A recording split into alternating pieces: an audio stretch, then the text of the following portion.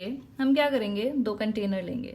एक कंटेनर में हमने एक लिक्विड डाला ए, दूसरे कंटेनर में भी वही लिक्विड डाला, उसका नाम हमने लिख दिया ए।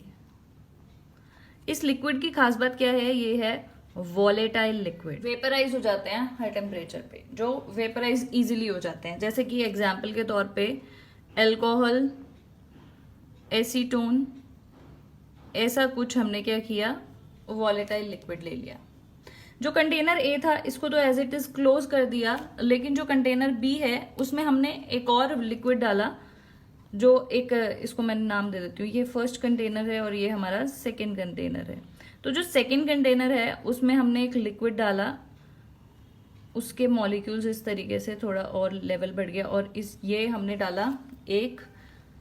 और इस लिक्विड की क्या खास बात थी, ये था नॉन वॉलेटाइल लिक्विड, यानी कि ये वेपराइज नहीं होगा इजीली रूम टेम्परेचर पे। ये था non volatile liquid.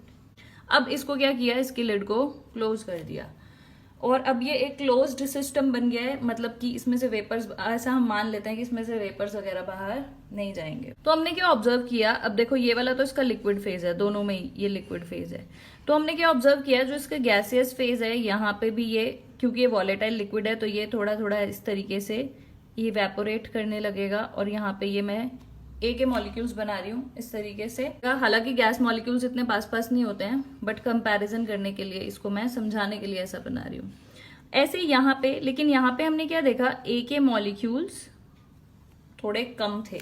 Hypothetical situation है, मॉलिक्यूल्स कभी दिखते नहीं है, लेकिन ए के मॉलिक्यूल्स कम थे। ये हमें कैसे पता लगा, इस मॉलिक्यूल ने कुछ प्रेशर यहाँ पे एक्सर्ट किया होगा, जिसको हम मान लेते हैं पी ए, और यहाँ पे जो प्रेशर एक्सर्ट किया इन मॉलिक्यूल्स ने, इस कंटेनर ने, यहाँ पे हम मान लेते हैं कि प्रेशर कैसे डिनोट करते हैं, यहाँ पे मैनोमीटर लगा दिया हमने, एक डिवाइस लगा दिया, जो भी, उसकी इतनी डिटेल में नहीं जाना है। एक हमने इसका प्रेशर मेजर किया पी ए, और इसका, तो वो प्रेशर जो है वो कम आया, ये वाला प्रेशर कम था इससे, तो इसीलिए हमने मान लिया कि ये इसके मॉलिक्यूल्स। अब ये मॉलिक्यूल्स कम क्यों थे, क्योंकि इसका जो सरफेस था वो नॉन वॉलेटाइल लिक्विड ने भी कैप्चर कर लिया था। इसका अगर ये सेकेंड वाले कंटेनर का मैं वो बनाती हूँ सरफेस, तो कुछ सरफेस पे तो इस तरीके से, कुछ सरफेस पे तो ए वॉलेटाइल लिक्विड था, लेकिन जो बी लिक्विड था जो कि नॉन वॉलेटाइल है, उसने उड़ना तो था नहीं, वेपराइज तो होना नहीं था, लेकिन कुछ surface volatile liquid, non volatile liquid B ने कैप्चर कर लिया था, इसीलिए ये मॉलिक्यूल्स कम थे, और इसीलिए वो प्रेशर जो है वो कम आया। अगर हम प्योर, इसमें प्योर सॉल्वेंट ए है, तो उसके वेपर प्रेशर को हम पी ए नॉट से डिनोट करते हैं। केमिस्ट्री में नॉट हम दो ही प्लेस पे लगाते हैं, या तो हम स्टैंडर्ड, जैसे कि आपने थर्मोडायनामिक्स में पढ़ा होगा, delta G not, delta H not, तो वहां पे क्या था, standard Gibbs energy, standard enthalpy, ये सब। यहाँ पे हम क्या नॉट किसके लिए लगा रहे हैं, प्योर सब्सटेंस के वेपर प्रेशर के लिए, ठीक है। अब ये वाला जो कंटेनर है, इसको मैं बोल देती हूँ ये सिर्फ सॉल्वेंट का ही है, और इसमें ए प्लस बी दोनों है, तो ये क्या हो गया, ए प्लस बी, यानी कि सॉल्वेंट, और बी को मान लेते हैं सोल्यूट, तो सॉल्वेंट प्लस सोल्यूट बन के ये क्या बन गया, solution. Solution of a volatile liquid and a non volatile liquid. तो अकॉर्डिंग, ये तो हमें समझ में आ गया। According to Raoult law said that vapour pressure of a liquid in solution is directly proportional to its mole fraction, यानी कि पी ए इज, ये रॉल्ट्स लॉ की वीडियो भी आप देख सकते हो पहले, P A is directly proportional to X A, where X A is the mole fraction of that component in solution phase, ठीक है।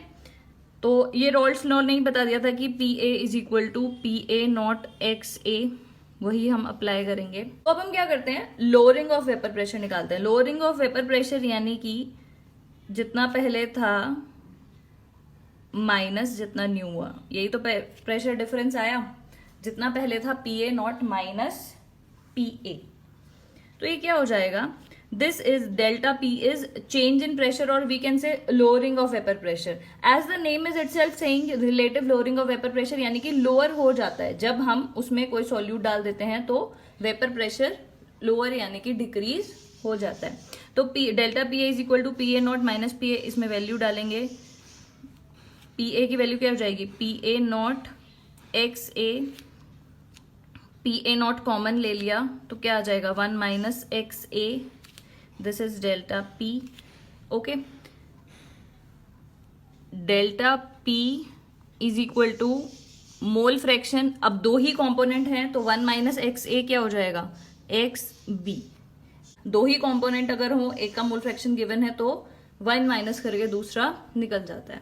तो delta P is equal to P A not X B.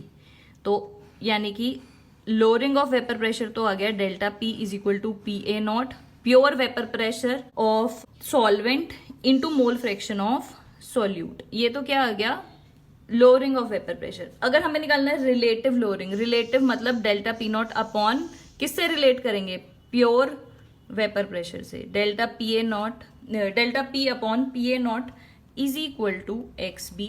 This formula you have to learn. This learn भी नहीं करोगे तो 2 second में इसको derive भी कर सकते हो.